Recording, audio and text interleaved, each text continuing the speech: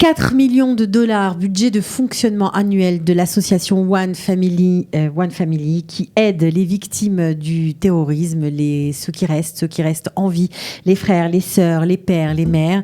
Un endroit comparable à rien d'autre au monde, vraiment une famille, c'est exactement le nom de l'association. Pour en parler, Oriela Blia, responsable de la branche francophone, elle est ici pour vous demander un peu d'aide. J'espère que vous allez répondre présent. C'est parti.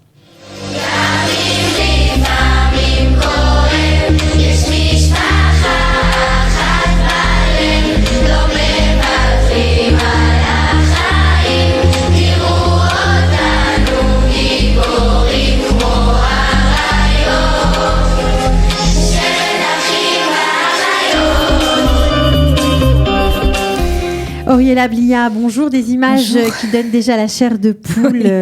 Ils font partie des 7165 familles que vous aidez quotidiennement, on peut dire. Ça, c'était les enfants en colonie de vacances cette année. On a sorti pas loin de 800 enfants. Je ne parle pas des jeunes ados et des grands ados. Et on en a pris une cinquantaine qui ont accepté de chanter et de faire cette chanson avec leurs paroles. Et de danser pour nous et de chanter pour exprimer vraiment ce qu'ils ressentaient par rapport à l'association. Alors c'est vrai que c'est une association qui s'occupe évidemment des victimes de la terreur, de ceux qui restent aussi. C'est un endroit de parole, ben oui, bien sûr, de ceux qui restent en vie. C'est pas toujours facile de rester en vie quand on perd des proches. Et c'est beau de voir ces jeunes chanter, rire, sauter, danser, faire des activités parce que One Family est un lieu de résilience. Absolument. Et ça aide tellement de gens. On se rend pas compte. Oui, on se rend pas compte parce que 7000 familles, on imagine cette famille, mais ça veut dire qu'on s'occupe. Moi, en élargissant, parce que dans les familles, ça veut dire père, mère, frère, sœur. Quand je parle des survivants, grands-parents, parce vous que aidez quelquefois tous les gens qui ont eu un rapport avec quelqu'un. On fait ce que l'on la loi, c'est-à-dire que les lois internationales, ce qu'on appelle vraiment les victimes, c'est quelqu'un est tué, c'est donc au sein de la famille directe, parents ou enfants, frères et sœurs. Les grands-parents sont aussi les victimes directes.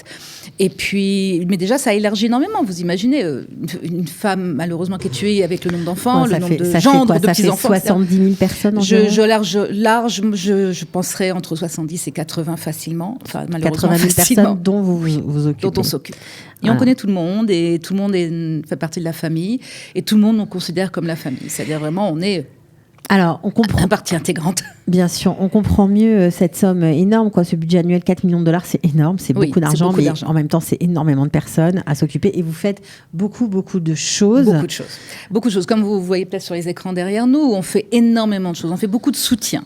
On fait du soutien psychologique, on fait du soutien financier, du soutien juridique, on fait du soutien professionnel aussi, on fait du soutien familial parce que... La famille, quand quelque chose se passe dans une famille, les gens sont proches, mais après, ça s'éloigne.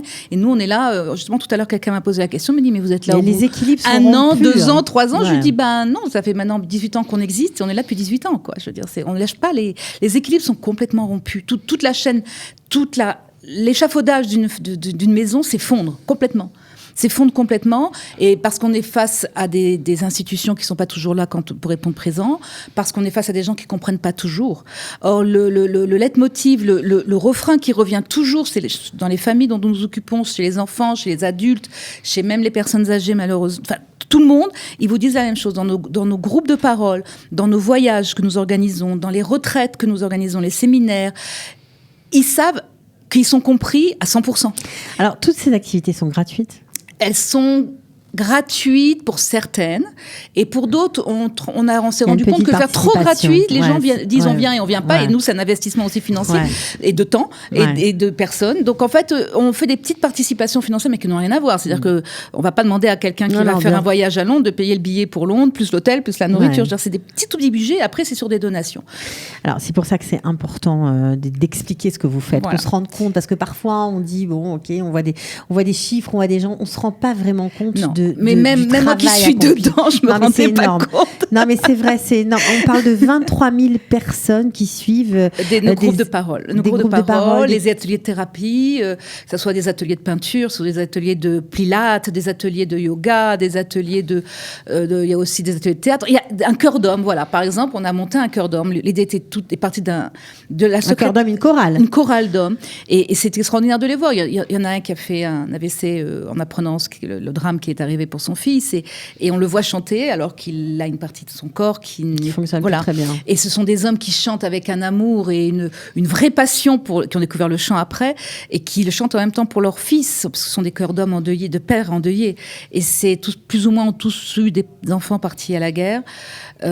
C'est très émouvant de les entendre. Par exemple, dimanche, on a fait une soirée justement pour expliquer tout ce qui se passera au niveau de ce fundraising. Et ce chœur d'hommes a chanté Miché Bérard, la fameuse chanson qui avait été créée pour Entebbe, Opération Entebbe, le film.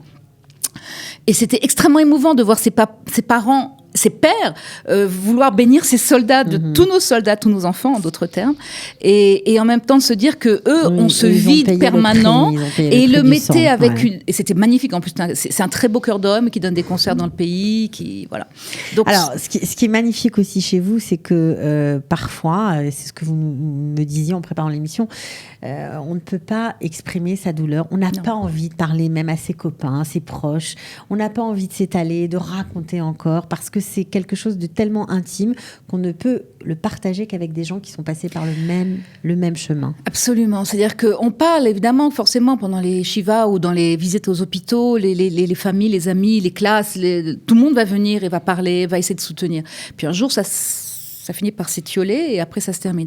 Nous, on est toujours là. Et maintenant, ces personnes-là se sont rendues compte que finalement, dans le regard de copains de classe, par exemple, il va y avoir oui, je te comprends, même si l'enfant ou l'adolescent ou l'adulte en question va vraiment comprendre la souffrance ou essayer de comprendre, mais c'est pas possible. Alors que quand on est à ces voyages ou ces groupes de soutien, ils sont entre eux. Donc, s'ils ont envie de pleurer, ils vont pleurer, mais frochi, quoi. Ils vont vraiment exprimer toute leur souffrance. Se donner le droit de rire, se donner le droit de participer aux chansons et en même temps de chanter, de pleurer en même temps. C'est tout à fait paradoxal. C'est beau parce que c'est aussi vraiment un endroit où on a du soutien, où on peut venir même très longtemps après. On n'est pas obligé. Voilà, on est là 18 ans et on a toujours les mêmes personnes on a des nouveaux bien évidemment et malheureusement, mais nous suivons encore des personnes qui ont eu des pigois en 2000. Qui viennent présenter leurs enfants. On est au mariage, on est dans les brites, on a des piles d'invitations pour les bar mitzvahs, les mariages. On est là parce que justement on fait partie de la famille. Bon, alors tout ça c'est magnifique, vraiment. Non mais c'est vrai, c'est magnifique, mais il faut des sous pour. Oui, il faut beaucoup de sous. Il faut beaucoup de sous parce que ça coûte de l'argent. Donc on a décidé. Alors évidemment, on a vécu jusqu'à présent, on n'est que de donations, on n'a pas d'aide du tout extérieure. Donc on a décidé de faire comme beaucoup font. Alors c'est vrai qu'on est en période de Rosh Hashanah. C'est la grande mode. Rosh Hashanah, on est en période de Rosh Hashanah, tout le monde est harcelé de tous les côtés. On le comprend très bien, on l'assume aussi, mais notre choix de l'avoir fait maintenant. Vous avez du maaser à donner un petit peu, ok. Alors peut-être un petit peu pour nous aussi. C'est-à-dire que c'est pas pour nous, c'est pour eux. C'est pour les victimes du terrorisme d'Israël. C'est pour vos frères, vos sœurs, nos enfants, les soldats, nos enfants qui ont été blessés, nos enfants qui ont perdu leurs parents, ou nos enfants qui sont morts, comme malheureusement à Titori, ou l'attentat qu'il y a eu il y a 15 jours à Dolev, 3 semaines à Dolev. C'est des souffrances insoutenables. Pour nous aussi, chaque fois, c'est une blessure pour le peuple Israël. Donc là, vous les aidez vraiment en donnant, mais même 50 shekels, même 100 shekels. Bien sûr, vous voulez donner beaucoup plus. 5 000 shekels, vous voulez donner 100 000 shekels, on n'a pas de problème non plus. Vous organisez une campagne de fundraising qui aura lieu le 23 et le 24 septembre. Alors, c'est un peu compliqué, les campagnes de fundraising. Il faut donner au bon moment, au bon jour, etc. Donc, si vous n'avez pas envie de vous compliquer la vie, vous pouvez téléphoner à Auriella 054 20 20 44 7. Et là, vous ferez Moi, je ferai le lien et j'organiserai. Voilà, on peut faire une promesse de vente, je prendrai toutes les coordonnées, les personnes soit me donneront tout ce qu'elles ont besoin de me donner au niveau de leur carte bleue et ça sera bien évidemment détruit le jour même, après une fois que c'est versé sur le compte de l'association. Si elles veulent le jour même, je les rappellerai et on envoie le lien on envoie le lien ou je le ferai en direct avec eux par le téléphone ou par internet. Voilà, Moi, j'ai certains, décidé, ces 2 jours-là, je serai sur mon ordinateur très certainement dans les bureaux de l'association une partie du temps ou de la maison et je serai donc disponible pour toutes les personnes qui accepteraient de nous donner. Encore une fois, on n'est pas obligé de donner plusieurs zéros. Oui, bien sûr, on peut donner un peu. On a d'ailleurs fait appel, justement. C'est beaucoup de familles ou de personnes victimes de terrorisme qui ont entendu ce que nous allons faire sont venues spontanément nous voir en disant il n'y a pas mieux que nous pour expliquer ce que vous nous avez apporté, comment vous nous avez refait grandir, comment vous nous avez appris à sourire, comment vous nous avez soutenus, comment vous nous avez aidés. C'est pour ça que vous avez fait des petits films. D'ailleurs, on a fait ces petits films-là parce que déjà, on entretient aussi les personnes pour qui nous connaissent avec ces petits films. Mais ils sont venus spontanément en disant nous, on va aussi récolter de l'argent pour vous, on va se faire entre guillemets ambassadeur parce que on peut exprimer ce que vous avez fait pour nous, on peut dire ce que vous nous avez donné gratuitement, tout cet amour qu'on a reçu et qui nous tient encore aujourd'hui. C'est amour et puis surtout des services professionnels vraiment pour ça c'est un fait. Mais non, mais c'est important de le dire pour s'en sortir. Ça va avec parce que le psy qui est en face, c'est pas quelqu'un qui est juste psy et qui note des notes. C'est quelqu'un qui s'y investit. Le prof qui donne des cours. On a une Française qui est bénévole et elle Cherki pour donner des cours de dessin elle fait ça depuis 5 ans, 6 ans si c'est pas plus à des familles de Nifga et Terror et elle y donne tout son amour, en plus de ses cours qui sont bien sérieux. Ouais. Bon, alors je redonne le numéro de téléphone 054 20 20 44 7. On finit avec ce joli clip des enfants qui sont partis avec vous cet été grâce aux dons que vous allez donner. Ça pourra avoir lieu aussi. C'est grâce à ça que vous les voyez sourire et que toute l'année on peut s'occuper d'eux et les faire bouger. Donc merci beaucoup Auriel Aviv.